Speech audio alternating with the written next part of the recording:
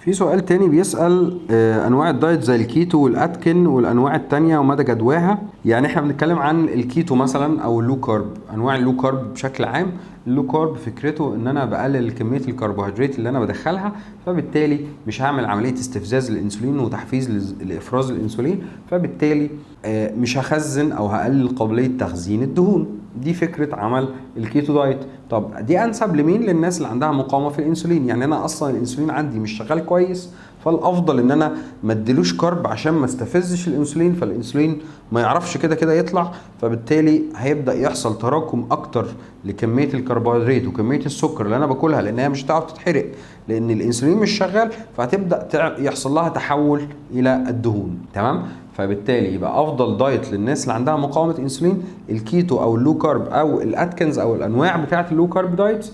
لان اللو كارب دايتس دي عباره عن حاجات ان انا بقطع الكارب او باخد كميات قليله جدا من الكارب، وبتبقى كارب مش فيه سكريات او حلويات او كربوهيدرات صريحه. انا باخد كربوهيدرات عن طريق شويه خضار او شويه فاكهه، انواع معينه من الفاكهه، او بعض اللو كارب مثلا باخد هول جرينز او حبوب كامله، فما باخدش انواع الكارب البسيط او باخدش انواع الحلويات.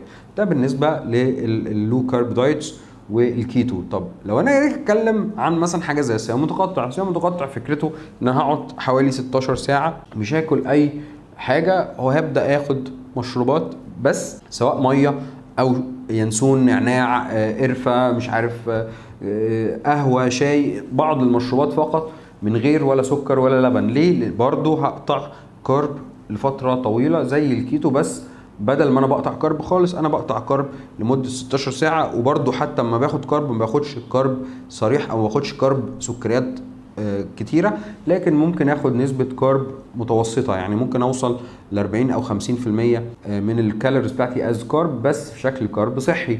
لكن الكيتو واللو كارب ممكن توصل ل 20 او 5% فقط. في بعض الحالات زي الكيتو بيوصل ل 5% فقط من الكالوريز في شكل كارب.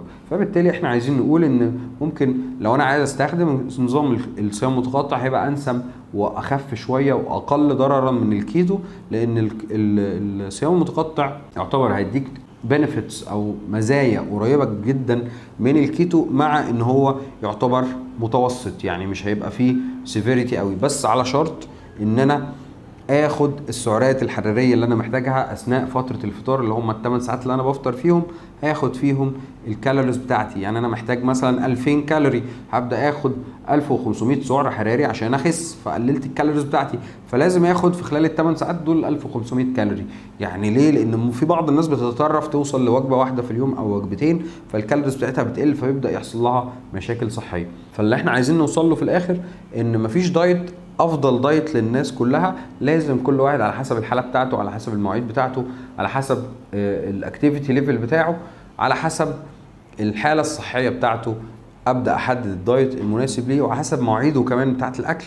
يعني ما ينفعش واحد بيصحى مثلا من الساعه 6 الصبح لحد الساعه 1 2 بالليل عشان شغل زي معظم الدكاتره، فبالتالي ما ينفعش حد زي ده اديله صيام متقطع، اديله اكل 8 ساعات، لان عدد ساعات نشاطه ووقته طويل جدا، فاديله صيام متقطع هيجوع جدا الصبح قوي، بالليل قوي هيبقى بياكل 8 ساعات في نص اليوم، فده هيبقى قليل عليه جدا. فبالتالي هيبقى الافضل ليه فريكوينت ميلز مثلا او وجبات متتابعه، اللي هو الكالوريك دايت.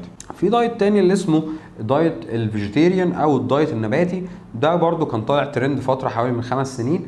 الدايت النباتي مفيد جدا، بس للاسف هو بيحصل فيه نقص من البروتينز وحاجات زي الحديد والزنك والاوميجا 3 والكبر، يعني بعض العناصر الغذائيه الفيتامينات والمعادن اللي موجوده اصلا في الحيوانات او موجوده في المنتجات الحيوانيه دي هيحصل منها نقص، فبالتالي ممكن اعوضها في شكل فيتامينز.